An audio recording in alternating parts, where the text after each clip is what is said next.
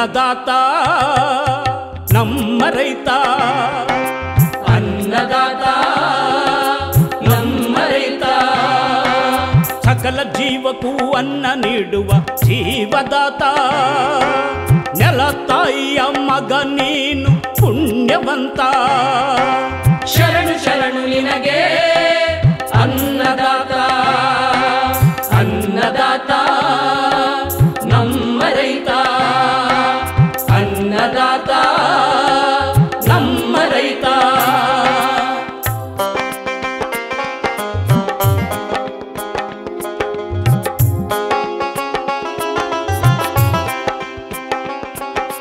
ನೆಲದೊಡಲ ಮಗನಾಗಿ ಈ ಜಗದ ತ್ಯಾಗಿ, ನಿತ್ಯ ಕಾಯಕ ಮಾಡುವ ಕಾಯಕದ ಯೋಗಿ, ಸ್ವಾರ್ಥವಿಲ್ಲದೆ ಬದುಕೋ ನಿಸ್ವಾರ್ಥಿ ನೀನು, ಬೆವರಿಳಿಸಿ ದುಡಿಯುವ ಮಹಾಯೋಗಿ ನೀನು, ಮಹಾಯೋಗಿ ನೀನು, ಅನ್ನದಾತ ನಮ್ಮ ರೈತ, ಅನ್ನದಾತ ನಮ್ಮ ರೈತ.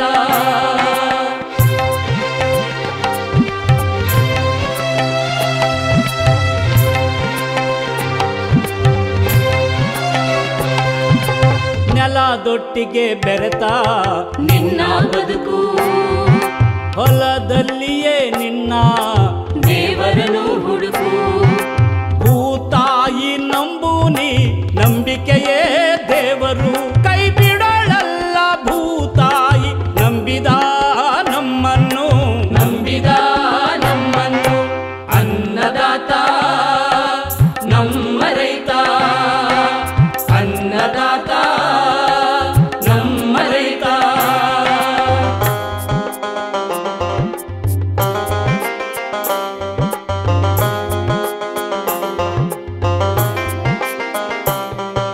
ಭೂತಾಯಿ ಕೋಪಕ್ಕೆ ಯಾರು ಹೊಣೆ ಹೇಳು, ಎದೆ ಗುಂದದೆ ಮುಂದಿನ ಬದುಕ ನೀ ನೋಡು, ಕಳೆದು ಹೋದ ಬೆಳೆಗೆ ಚಿಂತಿಸಿ ಫಲವಿಲ್ಲ, ಹಳೆಯ ಬೆಳೆಯನ್ನು ನೀನು ಬಹು ಬೆಳೆಯಲಿ ಕಾಣು, ಬಹು ಬೆಳೆಯಲಿ ಕಾಣು, ಅನ್ನದಾತ ನಮ್ಮ ರೈತ, ಅನ್ನದಾತ ನಮ್ಮ ರೈತ.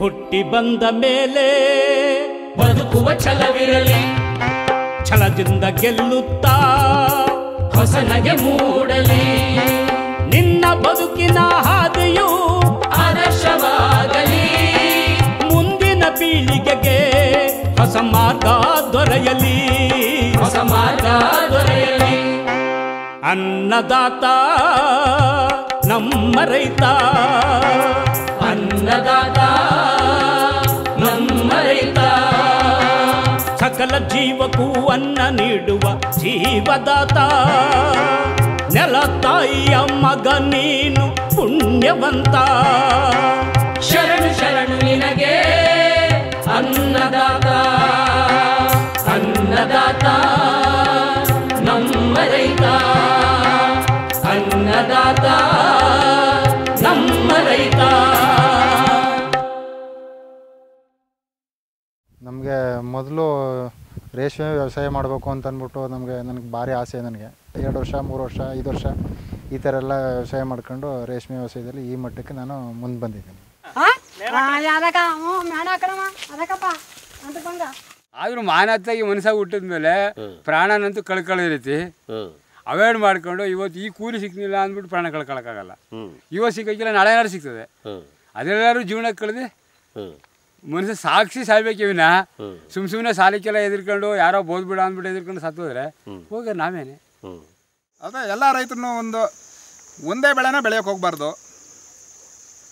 ಎಲ್ಲರೂ ಈಗ ನಮ್ಮ ರೀತಿಯೇ ಒಂದು 10-6 ಬೆಳೆನ ಬೆಳೆದಾಗ ಆಮೇಲೆ ಐಷಾರಾಮಿ ಜೀವನ ನಡೆಸಬಾರ್ದು ರೈತ. ಅದು ಮುಖ್ಯವಾಗಿ ಏನಪ್ಪ ಎಲ್ಲ ರೈತರು ಯಾತಕ್ಕೆ ಈ ಥರ ಆಗ್ತಾರೆ ಅಂದರೆ, ಯಾರೋ ಒಬ್ಬರು ಮದುವೆ ಮಾಡಿದ್ರು, ಅವರು 20 ಲಕ್ಷ ಖರ್ಚು ಮದುವೆ ಮಾಡೋದು, ಜಮೀನು ಮಾರೋದು, ನಾಳೆ ಯಾರು ಬೆಳೆ ಬೆಳೆದು ಯಾರು ಹಾಳಾಗ್ತಾ ಇಲ್ಲ. ಅಂದರೆ ಆಗುತ್ತಾರೆ ಕೆಲವೊಂದು ಸಲ, ಅದು ಆಗುತ್ತೆ.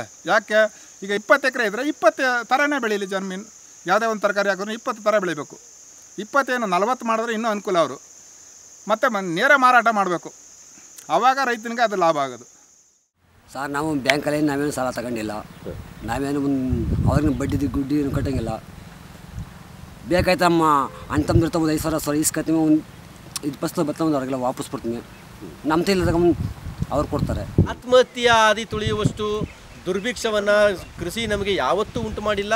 ಇಷ್ಟೆಲ್ಲ ವೈಜ್ಞಾನಿಕವಾಗಿ ನಾವು ಮುಂದುವರೆದಿದ್ದೀವಿ. ಸರ್ಕಾರದ ಅನೇಕ ಸವಲತ್ತುಗಳಿದೆ.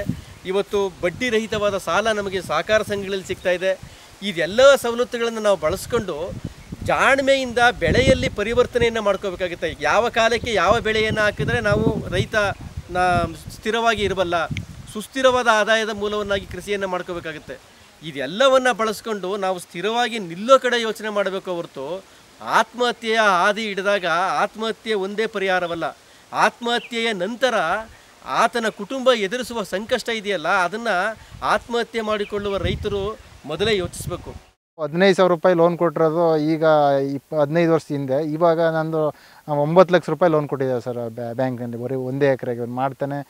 ಸಾಲ ಇನ್ಪುರು ಕೊಟ್ಟರು ನೀವು ವಾಪಸ್ ಬರುತ್ತೆ ಅನ್ನೋ ಒಂದು ಇದರಿಂದ ಈಗ 9 ಲಕ್ಷ ರೂಪಾಯಿ ಲೋನ್ ಕೊಟ್ಟಿದ್ದಾರೆ. ಈಗ 2 ರೇರಿಂಗ್ ಹೌಸ್ ಮಾಡಿದ್ದೀನಿ ಸರ್. ಒಂದು ಮನೆ 250 ಮೊಟ್ಟೆ ಮೇಯುತ್ತೆ, ಇನ್ನೊಂದು ಮನೆ 250 ಮೊಟ್ಟೆ ಮೇಯ್ತದೆ. ರೈತರು ಆತ್ಮಹತ್ಯೆ ಮಾಡ್ಕೋಬಾರ್ದು, ಧೈರ್ಯದಿಂದ ಎಲ್ಲನೂ ಎದುರಿಸ್ಬೇಕು. ಅದು ನಮ್ಮ ಜನ ಏನು ಅಂತಂದರೆ, ಅದು ಸಾಯ್ಬೇಕಾದ್ದು ವೃತ್ತಿ ಏನು ಅಂದರೆ ಅವರಲ್ಲಿ ಬುದ್ಧಿ ಇಲ್ಲ ಜನಗಳು, ಸಾಯೋರು ಹೇಳ್ಬೇಕು ಅಂದರೆ. ಯಾವ ತರಕಾರಿಗಳಿಗೆ ಯಾವ ಕಾಲಕ್ಕೆ ಡಿಮ್ಯಾಂಡ್ ಇದೆ, ಯಾವ ಊರಿನಲ್ಲಿ ಅದಕ್ಕೆ ಡಿಮ್ಯಾಂಡ್ ಇದೆ, ಯಾವ ಸಂದರ್ಭದಲ್ಲಿ ಡಿಮ್ಯಾಂಡ್ ಇದೆ ಅಂತ ಎಲ್ಲವನ್ನು ತಿಳ್ಕೊಂಡು ತನ್ನ ಮಾರುಕಟ್ಟೆಯನ್ನು ತಾನೇ ಮಾಡ್ಕೋಬೇಕಾಗುತ್ತೆ. ನಾವೇ ಸ್ವಂತ ಬೇಸಾಯ ಮಾಡಬೇಕು ಅಂತ ಒಂದು 2-3 ವರ್ಷ ಟ್ರ್ಯಾಕ್ಟರ್ ಓಡಿಸಾದ್ಮೇಲೆ ಅನುಭವ ಬಂತು. ಎಲ್ಲ ಕಡೆ ಸುತ್ತಾಡಿದ ಮೇಲೆ ಇಲ್ಲ, ನಾವು ನಮ್ಮ ಜಮೀನಲ್ಲೇ ಚೆನ್ನಾಗಿ ಒಳ್ಳೆ ಒಂದು ಪ್ರಗತಿಪರ ರೈತ ಆಗಬೇಕು ಅನ್ನೋದು ಒಂದು ಆಸೆ ಬಂತು ನನಗೆ.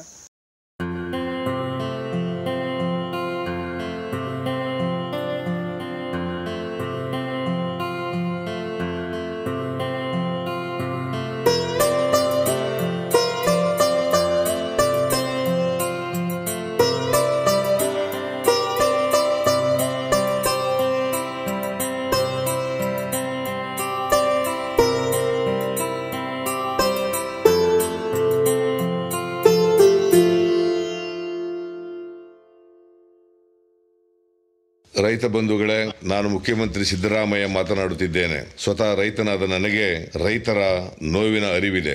ಮನುಷ್ಯನ ಬದುಕಿನಲ್ಲಿ ಕಷ್ಟ, ಸುಖ, ಸೋಲು ಗೆಲುವುಗಳು ಸಾಮಾನ್ಯವಾದವು. ಇವುಗಳಿಗೆ ಅಂಜದೆ, ಅಳುಕದೆ ಅವುಗಳನ್ನು ಎದುರಿಸಿ ಗೆಲ್ಲಬೇಕಾಗುತ್ತದೆ. ಈ ಹೋರಾಟದಲ್ಲಿ ನಮ್ಮ ಸರ್ಕಾರದ ಅಭಯಹಸ್ತ ನಿಮ್ಮ ಬೆನ್ನ ಹಿಂದಿದೆ. ಸಮಸ್ಯೆಗಳಿಗೆ ಆತ್ಮಹತ್ಯೆ ಪರಿಹಾರ ಅಲ್ಲ. ವ್ಯಕ್ತಿಯೊಬ್ಬ ಆತ್ಮಹತ್ಯೆ ಮಾಡಿಕೊಂಡರೆ ಆತನ ಕುಟುಂಬದ ಸದಸ್ಯರು ಇನ್ನಷ್ಟು ಕಷ್ಟಗಳನ್ನು ಎದುರಿಸಬೇಕಾಗುತ್ತದೆ. ಆತ್ಮಹತ್ಯೆಯಂತಹ ದೌರ್ಬಲ್ಯಕ್ಕೆ ಈಡಾಗುವ ಮೊದಲು ನಿಮ್ಮನ್ನೇ ನಂಬಿರುವ ನಿಮ್ಮ ತಂದೆ ತಾಯಿ, ಮಡದಿ ಮಕ್ಕಳನ್ನು ಒಮ್ಮೆ ನೆನಪು ಮಾಡಿಕೊಳ್ಳಿ. ಆತ್ಮಹತ್ಯೆ ಮಾಡಿಕೊಳ್ಳುವುದಿಲ್ಲ, ಆತ್ಮಬಲದಿಂದ ಬದುಕುತ್ತೇವೆ ಎಂಬ ನಿರ್ಧಾರ ನಿಮ್ಮ ಮನದ ಮಾತಾಗಲಿ. ಅಂದು, ಇಂದು, ಮುಂದು ಎಂದೆಂದೂ ನಾವು ನಿಮ್ಮೊಡನೆ ಇದ್ದೇವೆ ಎಂಬುದನ್ನು ಮರೆಯದಿರಿ.